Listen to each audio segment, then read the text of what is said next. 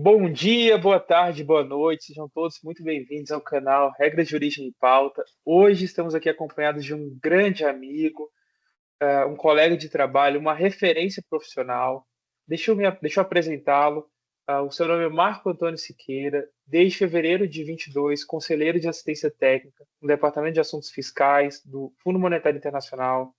Antes disso, atuou na Receita Federal do Brasil, onde ocupou diversos cargos incluindo o de coordenador especial de infraestrutura e técnica aduaneira, chefe da divisão de facilitação do comércio, chefe da divisão de despacho aduaneiro, chefe adjunto da divisão de regimes aduaneiros, legislação e assessor de assuntos internacionais.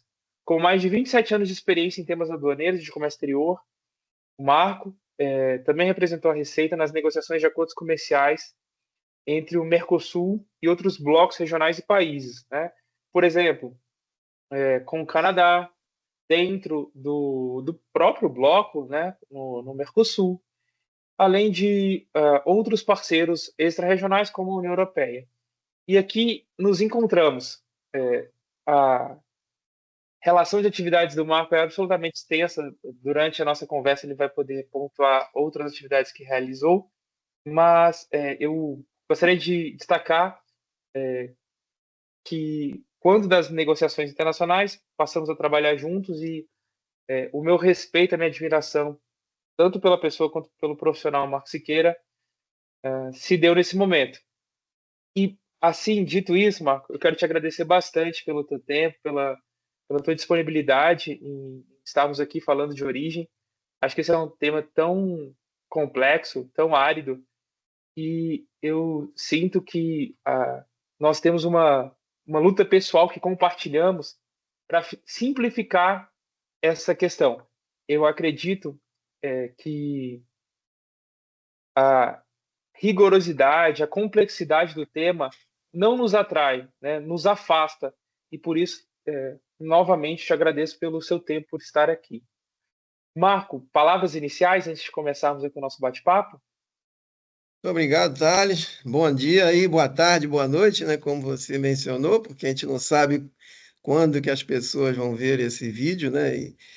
E eu espero que muitos vão ver, porque é um assunto bem interessante. Eu sou um dos que sempre acompanha aí, estou inscrito no seu canal. Esse assunto é realmente muito importante e que muitas vezes não é dado o valor que ele precisa ter, né?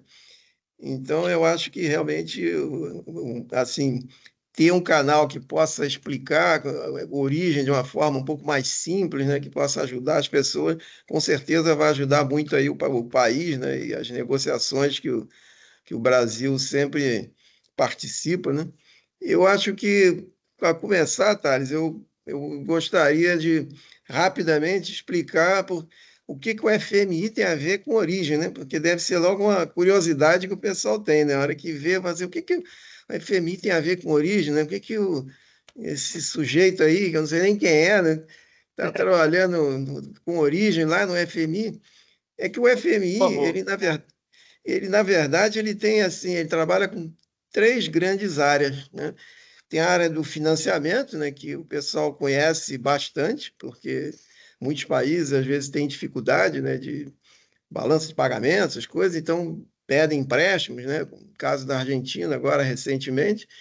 E tem o que a gente chama de surveillance, que é o meio que o assim, monitoramento, né, das políticas econômicas, isso é feito para todos os países, aí não é só país com dificuldade. É por isso que a gente vê na televisão falando que o FMI, para esse ano, prevê um crescimento de X% para um país tal, ou Y% para um outro país.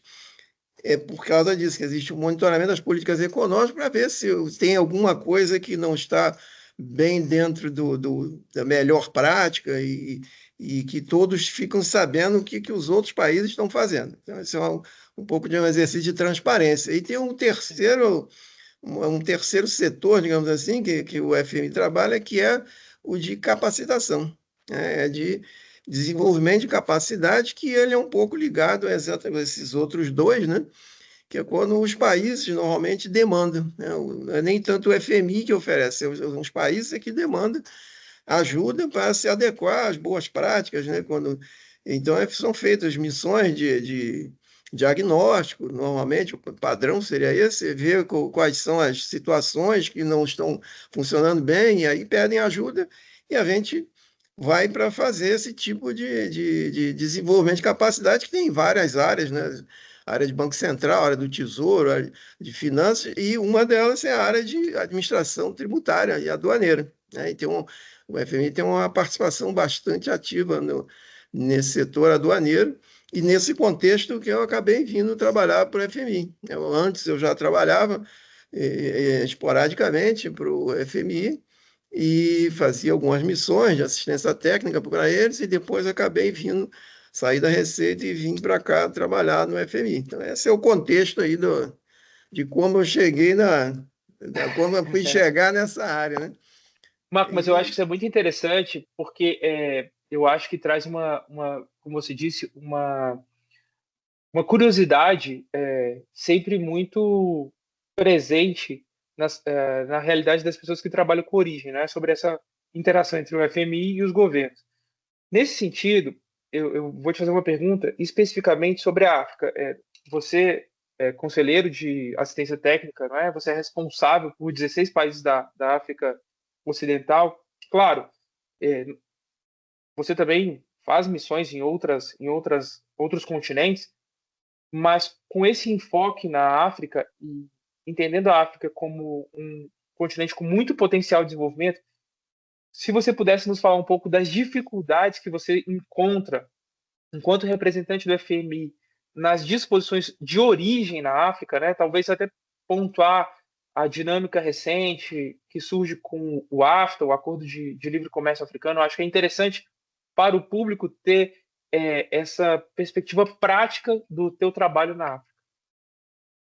Thales, essa é uma questão bastante interessante, porque a gente vê na África, né, tem muitas situações que parecem um pouco até com o que ocorre, inclusive no Brasil e em muitos países em desenvolvimento, que assim o setor aduaneiro em geral, aí não é nem só as alfândegas, né, são as pessoas que lidam, né, os intervenientes no comércio exterior. Eles não entendem bem, eles não sabem bem o que é regime de origem, o que é origem. Se trabalha muito sempre pensando que é um certificado de origem. Se eu tenho um certificado de origem, eu não vou pagar a tarifa aduaneira, não vou pagar o imposto de importação. E só isso. Ele fica muito preso àquela questão do documento, né? A questão documental da coisa, que não é a parte mais importante, né? Isso é preciso ser entendido, e muitas vezes as pessoas não entendem, e a gente que lida mais com os aduaneiros especificamente, tem muito disso. O pessoal pensa que se eu tenho um certificado, tudo está bem, se eu não tenho um certificado, não está bem, e aí fica muito agarrado em ver o procedimento, se está ali, se foi assinado, se o formato está certo, se tem a cor, e isso é muito difícil, e a gente precisa trabalhar nisso, é onde a gente vê essas dificuldades todas e aí tenta levar esse conhecimento para eles, e temos conseguido, né? Porque, como você bem mencionou, já existem ali vários acordos do tipo do Mercosul em várias regiões, sub-regiões do continente, mas agora tem uma área continental, né? Uma área de livre comércio continental, que abarca todos os países, com exceção de um, e que está, pouco a pouco, né, aumentando o comércio, né, no âmbito dessa área de livre comércio, e isso se tornou muito importante para eles, porque eles negociam muito mais fora da África do que dentro da África. E por conta de não. Daí já é um pouco dos operadores também, né, de não conhecerem as vantagens de você ter uma produção local, de você cumprir determinadas regras de origem para vender para o país vizinho sem pagar, sem que o país vizinho pague imposto, né? E quando ele importa de fora, ele vai pagar imposto. Então, isso aumenta a competitividade do país. E os aduaneiros precisam também entender isso. Isso é uma dificuldade que às vezes a gente enfrenta, que muitas vezes as alfândegas pensam muito na arrecadação, né? E aí ele pensa, isso vai diminuir a arrecadação, né? Porque não vai pagar imposto de importação, E não é, na verdade, não é bem isso que acontece. É evidente que vai diminuir, num primeiro momento, se observando, vai diminuir a arrecadação, vai, mas vai aumentar o comércio. E quando aumenta o comércio, eu preciso produzir mais. Para produzir mais, eu preciso importar mais insumos para produzir, e esses insumos, muitos deles virão de fora, que vão pagar imposto de importação e IVA e outros impostos, e mesmo que é comprado na própria África, vai vir, ainda que pague, não pague o imposto de importação, vai pagar a IVA e outros impostos. Então, no Claro. final do processo, né, o processo ele realmente a soma é para dar acima de zero. Esse aqui é a gente pensa, a gente Sim. acredita nisso e tenta levar esse entendimento. E eles, de a pouco, estão entendendo isso, né? Marco, eu queria aproveitar esse tema, facilitação de comércio, arrecadação. Claro, né? Eu acho que é importante para o público saber que, diferentemente do Brasil, uma parte muito relevante do orçamento público dos países africanos tem relação com o imposto de importação. Em alguns países mais, outros menos, mas de uma forma mais expressiva que o que nós temos, por exemplo, no Brasil. Então, naturalmente, que essa é uma preocupação absolutamente razoável das aduanas no continente.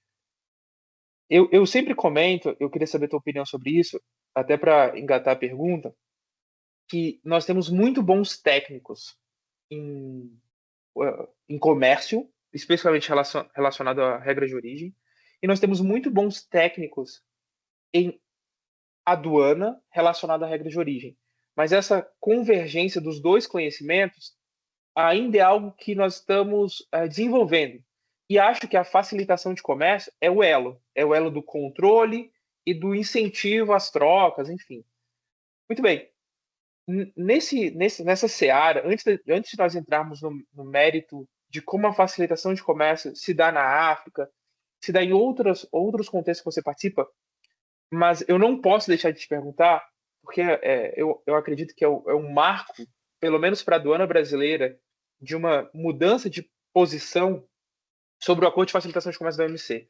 E você foi um dos negociadores brasileiros é, na OMC para a composição desse acordo.